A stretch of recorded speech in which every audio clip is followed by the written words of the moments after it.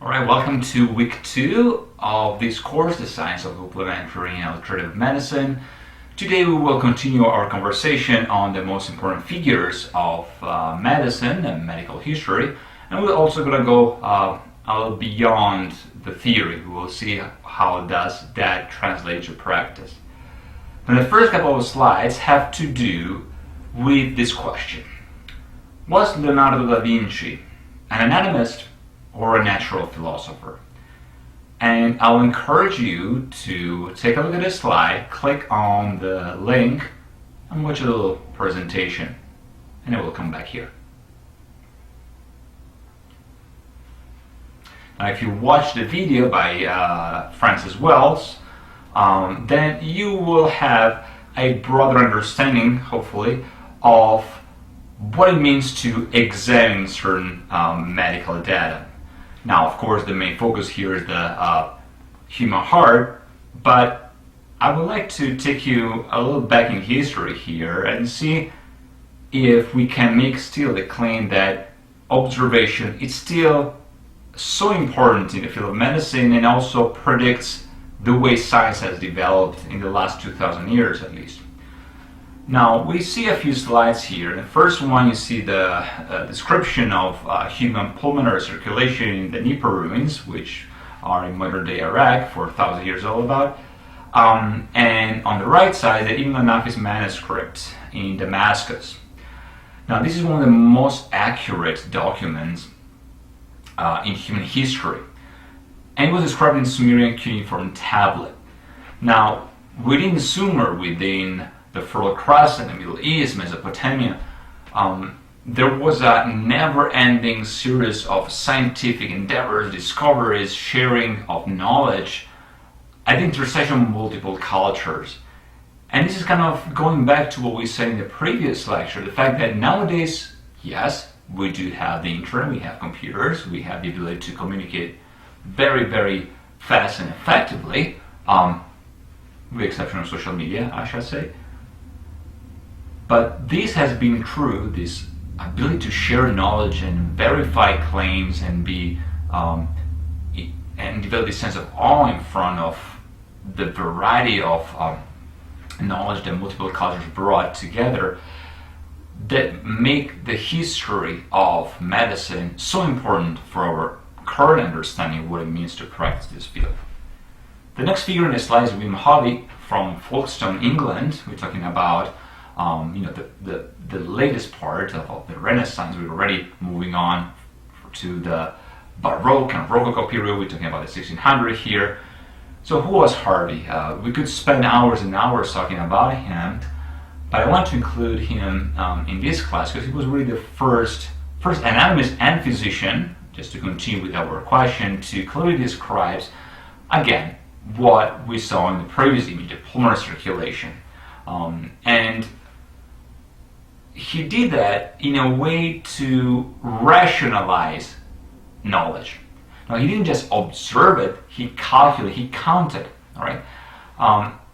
He analyzed the capacity of the heart, and he analyzed it by timing it and counting on how many times the heart was able to beat within half an hour, within 30 minutes. And so this is another important factor here. It's not just about the ability to detect a specific phenomenon. It's how we translate that in a viable form, in a way that will allow our research to be applicable outside of the lab. So, from observation to calculation, from empirical evidence perceived with our senses to statistical or biostatistical analysis, all the way to epidemiology. The next person, we're going back in time, and I'll tell you why. It's Galen, a name that you should remember from the previous lecture. He was a Greco-Roman physician, philosopher. Again, ethnic Greek, working in the Roman Empire. We could spend a lot of time talking about that aspect. And he believed that blood passed between the ventricle by means of invisible pores.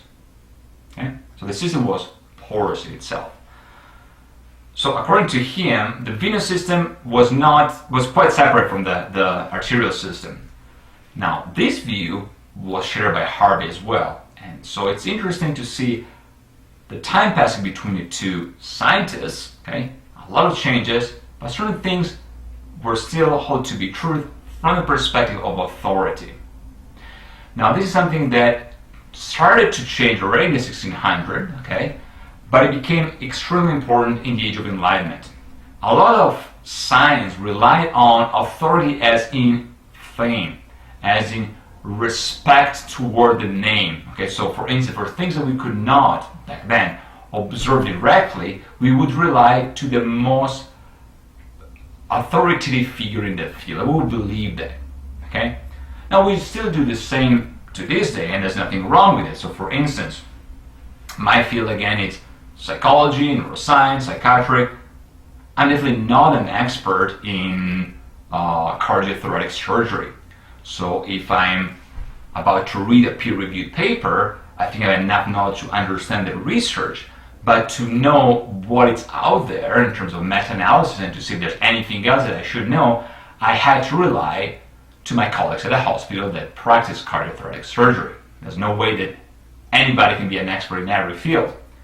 And so I rely on their scientific ability to tell me what things I should know at this point, because I don't have the capacity, the ability, the time to dedicate to all these fields. So it was something similar at the time as well. Until someone comes with a better observation that shakes to the ground the previous assumption. In this case, we're talking about Malpighi, and that's what we're going to see next slide. So we talked about him already in the previous slideshow. Now he was the first, again, biologist, physician, philosopher, to see capillaries in animals and to discover the link between arteries and veins. He also described the human brain as a gland, which is a correct statement if you think about modern neuroscience and endocrinology. If you think about the connection between the endocrine system and the nervous system, between neurotransmitters and hormones, okay, and the role of the limbic system and the role of the hypothalamus and so on. So descriptions that were becoming better, more accurate. Okay? Now, why is this important? Well, let's take a broader look here. Galen was also an author, and he wrote that the best physician is also a philosopher. All right? And I wrote here, he followed Hippocrates in warning medicine against a certain type of philosophy, namely some of the considerations of the Pythagoreans and more generally the pre-Socratics. His model of direct observation constituted an immediate standpoint between rationalism and empiricism. Modern medicine, in comparison to traditional medicine, has been permeated by a strong distinction between matter and mind. Now, let's stop here for a second. For the correct definition of pre-Socratic philosophy, again, I'll recommend going back to the textbook and read about that. But generally speaking, Malpighi was interested in a philosophy that was rationally based. That, from our perspective, seems to be a given. Rationally based as opposed to still permeated, by certain esoteric, spiritual, transcendental elements. Something that we will encounter again when we talk about Descartes' thesis.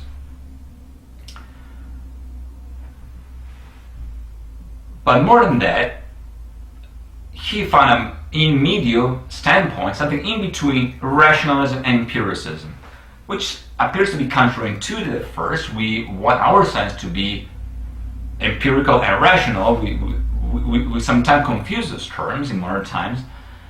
And I want to specify that from his perspective, empiricism meant direct observation.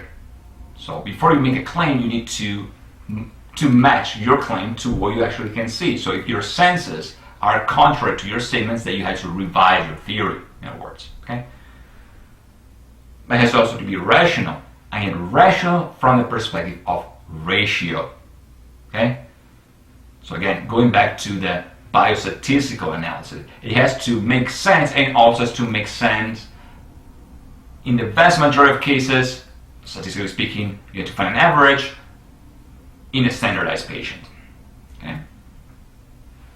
Now the distinction between matter and mind, as we will see, has to do with one of the assumptions in modern medicine. Again, Malpighi said that the body was a machine, or the body is a machine, and Descartes, the French philosopher, again, toward the end of the 1600, stated something like "Cogito ergo sum," or "I think therefore I am."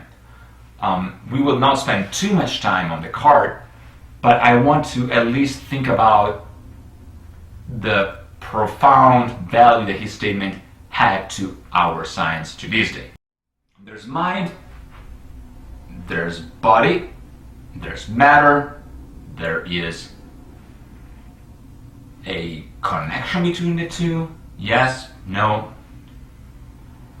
Now, one of the issues with the Descartes view was that there was a separation between mind and body. Now, from the perspective of medicine psychology, body is somewhat equivalent with brain. Brain as the seat of our psychological mechanism, the seat of our nociceptive faculty or pain receptors as well. To the point that we could make the claim that pain in itself does not exist but in the brain. And see how important that statement is when we'll talk about acupuncture, from the perspective of certain medical practices, traditional medicines, and, for example, fibromyalgia, when we will analyze specific medical issues, disorders, illnesses, and so forth. Now, Descartes viewed the pineal gland as the seat of the soul, the principal seat of the soul, and therefore cognition. Now, is soul and cognition the same? Well, traditionally there was a way to define our brain as, for instance, our prefrontal cortex as the new man of the spirit, as opposed to the limbic system, the old man of the flesh. Now, of course, man as in human beings, Old English, Germanic language, and spirit as cognition. So the idea was that there were higher cognitive faculties that could be equivalent to a spiritual sense, not necessarily in a transcendental religious sense. And I mention this because Descartes is to be considered one of the first materialists by some, although he was a Catholic priest. And he made a big mistake of separating two entities that, after that point in time, he wasn't the first one to do that, but one of the most important figures that popularized the term of separation between mind and body, and that think therefore I am. And the reason was that the more we knew about the way we were built, the less need we had for any type of spiritual, soul-like, and to some extent psychological type of analysis. This is kind of what happens in the decision between hard sciences and soft sciences, or between natural empirical sciences and social sciences. It's a very common misunderstanding, as if social sciences are on a different level than natural science. Natural science study what is true world. It's matter-based. Okay? Now, the separation between mind and body was a great effort to get rid of some elements in the past that define matter and mind as a unicum in which certain soul, spiritual-like influences will have an ultimate control of our body. And of course it had to do with the tradition of religion in Europe and elsewhere. So Descartes attempted to separate those things so that science could do its job better. It was a matter of separation of magisteria. If you're in the lab, you should leave your religion aside and focus only on what you see. You cannot rely on any philosophy or spirituality in the lab. You have to be very, very scientific. If by scientific, once again, we think about rational and empirical. So the idea was a good one. It was the idea upon which the Age of Enlightenment built its science. And of course, to this day, we cannot make the claim to know where the soul is located in the brain, if this question makes sense at all, given that by soul we could identify emotional processes, cognitive processes, and a variety of other neural underpinnings. But thinking of the pineal gland was quite interesting for the time in which this hypothesis was developed.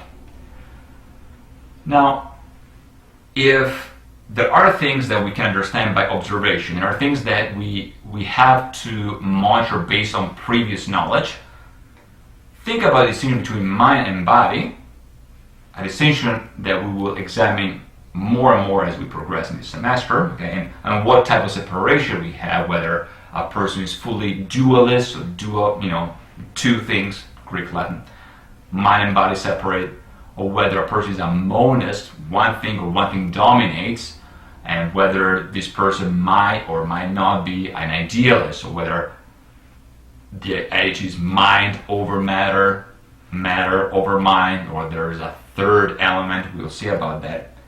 But is there anything there that could be understood as observation is the key? Okay, we talk about rationalism and we talk about empiricism. So can we rely on our senses? Now the next slide talks about the Doctrine of Signature. And the Doctrine of Signature, from the memory of Dioscorides, stated that for certain things happening to our body, there were certain ailments that we could use for the benefit of the amelioration of this process. So in other words, plants and vegetables, especially and fruits, if they looked similar to the organ, to the area of our body we want to treat, that was an indication that they have properties that were beneficial for that particular organ. So you have a slide of several examples here. Now this is a modern slide that takes the doctrine of signatures, so the physical signatures of an entity that is representing our bodies, and applies to the modern world. Now, of course, Dioscorides could not have possibly created this table here just because we have the presence of plants that were not present at the time. Think about the tomatoes, for instance. But as you can see here, there is a similarity between the shape of the plant, the shape of the fruit, and the shape of the organ. Now, is this scientifically based? We will see what it means in modern time. Now, in a lot of situations here, a lot of examples, the answer is a cognitive summary. And by that I mean, these tables are a representation of a way to memorize certain foods, for instance, that are beneficial for certain organs, not because of the properties, and that is a cognitive mistake, a theoretical, epistemological mistake on the part of Dioscorides to claim that the shape is determining the effect, or better stated, that there is a higher principle that creates the shape of the organ and of the plant, but the properties might be nevertheless useful. We will see. Now, talking about perception, talking about things we perceive with our senses. After all, seeing those plants, those flowers, those fruits, means using our senses, means using, in specific, our occipital lobe, our visual cortex, and of course, interpreting the data. Does that apply to observing fellow human beings as well? One of the questions that many philosophers dealt with in attempting to understand what it means to be human. And this is important from the patient-provider relationship. So I have a quote by Maurice Merleau-Ponty from the Phenomenology of Perception. If we're talking about a patient as part of his history or time and material space, material in the sense of the here and now, a geographical space, a contextual space, we understand from Merleau-Ponty's work how the body subject is also body object. This is an important factor here. The assumption that, following Malpighi, the body is a machine, and then following Descartes, between mind and body, the machine is the body, implies that whatever object we're talking about, this is a separate entity that is observable and it's its own thing. So, for instance, if we observe in the field of natural science the movement of a tectonic plate, for instance, okay, or just the movement of a stone, the porous structure and surface of a stone or a rock, our sheer act of observation is not expected to make any changes whatsoever to that item, to that object. In other words, since the rock is not animate, it's an inanimate object, the fact that we are there does not change the results. So we can analyze the stone because we know that our action of analyzing will not determine any change in our observation. But can that be said about human beings as well? That is a question that is posed by Merleau-Ponty, by Levinas, and many others. Probably one of the most important cases of the application of this statement is Schrödinger's cat. Now, the body subject is also a body object. This has to do with patient-centered medicine, so the understanding that our presence, physical and cognitive, will alter the results of our interaction, since we are doing medicine to help patients. And also we'll tell them more about ourselves. And that's the definition of the other, this otherness, the person that you distinct from me in the philosophy by Levinas. Not just that, but our perception is not just a matter of philosophical speculation, it's a matter, not because philosophical speculation is not important, but it's also a matter of observable changes at the level of the body.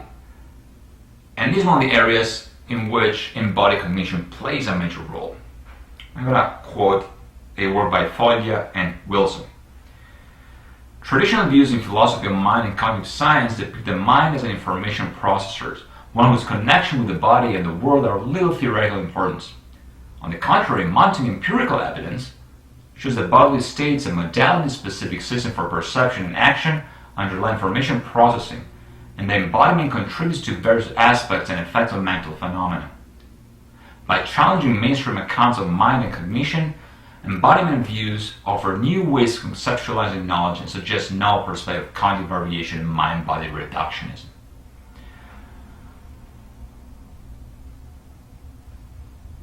The important thing here is not to say that the body is not important, quite the contrary. Not to say that the mind is not important, quite the contrary. The important thing is the link. The body is no longer a container of psychological factors. Okay? The body is its own psychological factor. Okay?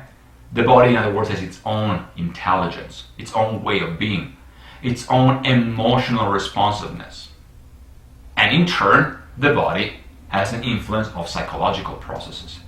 To the point that some might ask, so what's the point of separating those two? Okay? Should we go back to a monist understanding? And only after that we'll decide whether it's important to discard everything about psychological processes, mind, and possible soul. In other words, there is no such thing as a soul, there's no such thing as a self that exists in our body. The body is me. Or the opposite, that the body is intelligence insofar as a soul animates it. So that's the ultimate ingredient. This is a comparative analysis that it's very hard to do in the context of 15 weeks class on traditional, complementary, alternative medicine.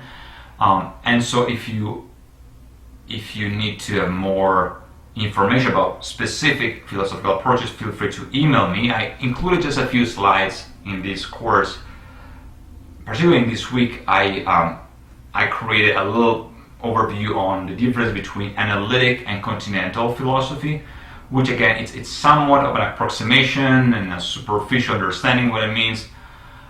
Generally speaking, especially in the Western world, in the Anglo-Saxon world, and definitely in the United States, analytic philosophy is philosophy, in the sense that it's the one that's taught the most. And continental philosophy, it's this at times foreign perceived philosophy that's practiced in the dark castles and alleys in Europe. Continental comes from the continent, continental Europe, as opposed to the UK. Analytic, by definition, contains an analysis, so it has to do with logic and science. And continental philosophy is very often attacked because of this subjective, non-scientific, ascientific, at times anti-scientific, postmodernist attitude. It's also a philosophy that contains intuition, the capacity and ability to wonder about reality. It has to do with history and literature and being human, the human condition. Again, existence over essence, essence over existence. We talk about existentialist philosophy or not. In any case, it's a different way to be in the world, and it's something that it's not just related to philosophy. You can think about the social, cultural, historical, ethnic even context that separate East and West less artificially than we would like to believe. For instance, I'm thinking about the separation between East and West as a clash of civilization that unfortunately certain politicians use as a tool to compare, contrast, and destroy the other. Again, this otherness in Levinas. When we're thinking about exporting a certain self-perceived democratic process, for instance, in the Middle East, in which you have the modern rendering of the Christian crusaders against the Muslim invaders, or the other way around. Well, the truth is much more complex than that. And if you just think about the Great Schism in this context, permitting this brief excursion there, opening this parenthesis, where philosophy in the traditional Orthodox Christianity in the East, as opposed to the one practice, the same practice in the Western Catholic world, after the schism, of course, has to do with this human condition element, okay? Not only the Eastern counterpart was less scientific than the Western counterpart, but they refused to be scientific the same way as the West was, because they considered it to be a betrayal of what the ultimate truth is. So in other words, truth, it's not to be speculated and analyzed, speculated upon and analyzed through the device of reason. It has to be understood. And understanding, it's a much more profound, much deeper process that, in this context, Western science would like us to believe. Now, does that apply to medicine as well? After all, we should think of medicine as equally valid East, West, North, and South. Otherwise, it will not be medicine. It's one of our core tenets in our scientific endeavor. For something to be true, it has to be universally true. Okay? The rest is opinion. Again, the rest is doxa. The rest is system of belief. But science has to be universally valid. The other slide here is naturalism, and you see other elements here: philosophy of abstraction, epistemology, ethics, metaphysics, philosophy of mind, and the rejection of certain elements. I'd like you to read this slide on your own, because we will talk more about that in the next lecture. The following image is a comparative analysis between dualism and monism. Again, a very, very brief description. On one side, you have duality, dualism, based on the teaching by Descartes. So P or PH for physis, for physical, and M for mentis, mind, mental substance. So there's a separation. And on the other side, you have a monistic, monos or unus, okay, so just one. Physicalist, in which matter controls the mind, so matter is the mind even. Idealism, the other way around, where mind controls matter.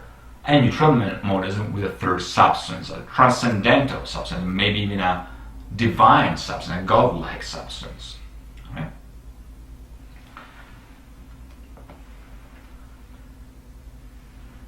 Now, since we talked about this mind-body connection and separation, how can we define health? Now, let's let's think about health as the combination of multiple factors. Okay?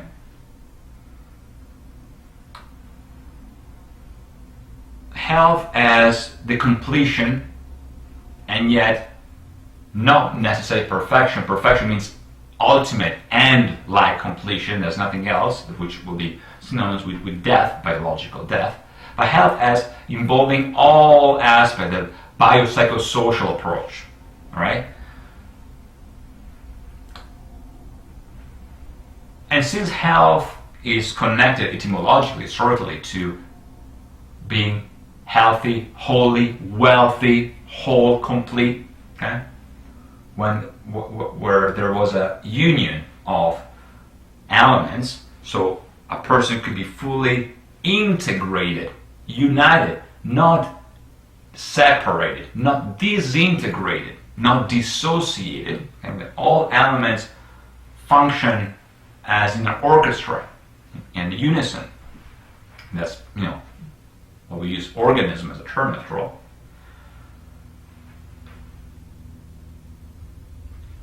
From this perspective, few things to keep in mind. So since health involves all the above, the biopsychosocial model, so physical, psychological, social well-being, everything is health, and therefore medicine has to address all these realms. Explanation is treatment, treatment is cure. Hippocrates is credited with proposing the first rational explanation of why people get sick. Now, this might sound very common sense to this day, but in fact there was a reason and is reasoning, again, in rationality, a motivation, a cause, a chain of effect and cause and effect, as to why people get sick. It's quite remarkable. Okay? Not why as in it's divine will or it's the nature of things, but it's what process, what mechanism, because those things are not equivalent, they're not the same. And that's what we mean by etiology, symptomatology, diagnosis, and prognosis. There are different ways to interpret a certain problem. Now, these different ways are very, very different approaches, even different parts of the same discipline. If you think about traditional Chinese medicine, as we will see, or traditional Tibetan medicine, when we talk about the tantras, okay? Very different analysis, very different intent, very different theoretical background, okay? Same philosophical component, same culture, same history, but very distinct process, very distinct areas of intervention. Another important point, the germ theory of disease. Now, this is something that's extremely important because we have to think about the possible danger in over positivistic, over empirical approach to science. Now, for the most part, having a positivistic, materialistic, empirical attitude towards science, it's good. Okay? For the most part, what we do in Western evidence-based medicine is good. The fact that whatever we're doing, a surgery has to be performed the exact same way, regardless of the system of belief of the individual performing the surgery. This is a good thing, okay? With some minor exception from the perspective of bioethics, but in terms of the technique itself, it's a good thing. The separation between matter and mind, or even more, matter and soul, system of belief. Okay? And yet, one of the issues with positivistic approach was this scientistic approach, which turned out to be more of a cult rather than a subjective, verifiable endeavor. So this positivistic approach, just like parts of European Enlightenment and American Enlightenment as well, wanted to state that what is a fact has to be observable, and what is real is what we see. In fact, everything that's real is what we see, and what we cannot see, it's not real. Right? So a traumatic event affecting the epidermis is real, so we can see it. A internal hemorrhage is real because we can see it.